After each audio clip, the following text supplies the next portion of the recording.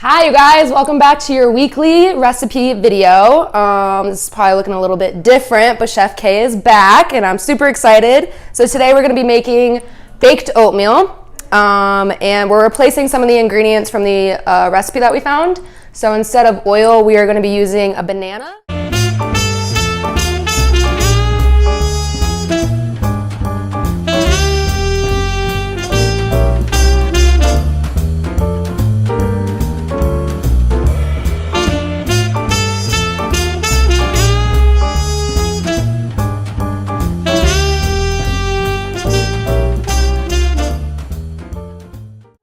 Which is a little bit, just blend it up like that. And then we have a flax egg, which is just flax meal and water mixed together. So first things first, we're gonna mix all of our dry ingredients in a bowl.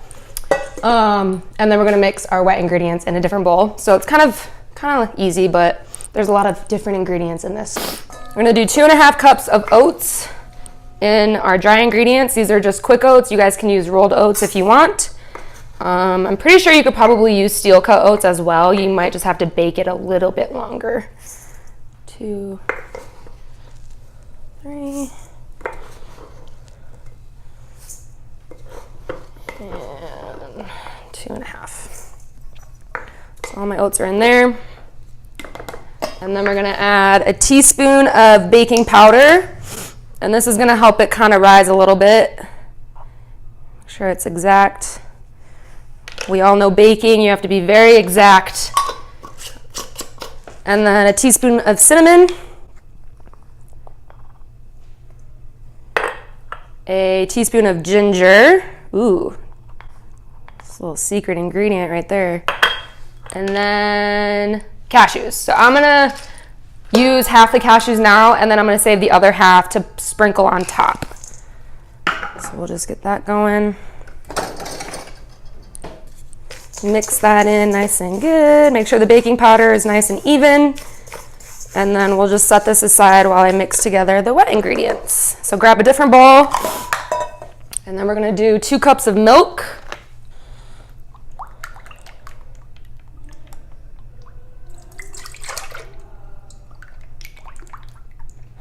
That noise. All right, 2 cups of milk. A 1/3 cup of maple syrup, which might seem like a lot, but it's gonna be distributed in this entire pan, so it's not gonna be that much. You guys could also make date paste and use dates. That would be really good too. Vanilla, so we're gonna do 2 teaspoons of vanilla. Nope, maybe a little more. And then we're gonna add our blended banana, which is gonna be the replacement of our oil and our butter. Make sure it's all in there. This is gonna also be really good. It's gonna give it kind of a banana flavor. And then our flax egg. That's gonna help bind it. And then to mix the wet ingredients, use a whisk. Just will mix together a lot better.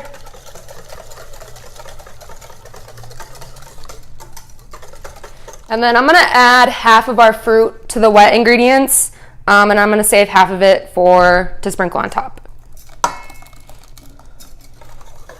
So we got strawberries and we got some blueberries. These are fresh, but I'm pretty sure you could probably use frozen. So mix that together. I have all my ingredients. Yes. Okay, so that's literally it. Now you just mix. You're gonna want to put the dry ingredients into the wet ingredients, and then just pour it in together. And then we're gonna fold it with a wooden spoon or a spatula, just so you don't break up the fruit. Oh, this is gonna be so good. So when this is all done, we're gonna pull it out and we're gonna cool it for a little bit, and then we're gonna cut it into like bars. So it should be pretty thick. And as it bakes, it'll crisp up.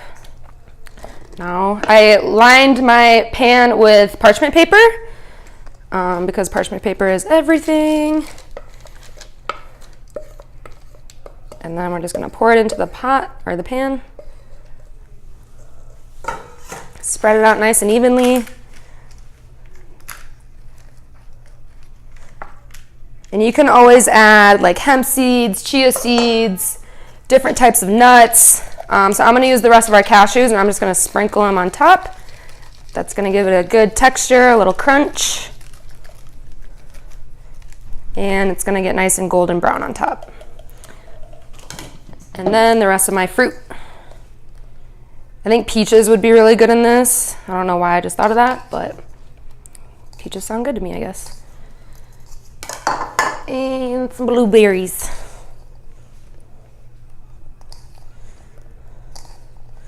So this would be super good to make at the beginning of the week, and then you guys can just have it ready to go in your fridge or freezer. Kids will love this because it's nice and colorful and pretty. Yeah, and that's it, you guys. How easy was that? It was like literally, so now that I have everything in here together, it looks nice and pretty. We're gonna bake it at 375 for about 15 to 20 minutes. We'll check on it. It may need to go longer, but I'll show you guys the ending results when it's done. Go. Okay, you guys, so we baked it at 375 for about 40 minutes. I already checked on it and it smells amazing. But yeah, look at that. So I'll show you when I touch it. It's not really gooey. Yeah, so if you touch it, it's like the fruit obviously is, but like it's solid. And that's what we want. So we're gonna let it cool for about 10 minutes and then we're gonna cut it into little bars. Okay, you guys, so our oatmeal bake has cooled down. It's nice and solid. It's gonna be a little mushy just from all the fruit, which I don't really care about the mushiness, but if you don't like the mushiness, don't add as much fruit. So I'm just gonna cut this. I'm using a serrated bread knife, which is really sharp, and it's gonna give us nice, even bars.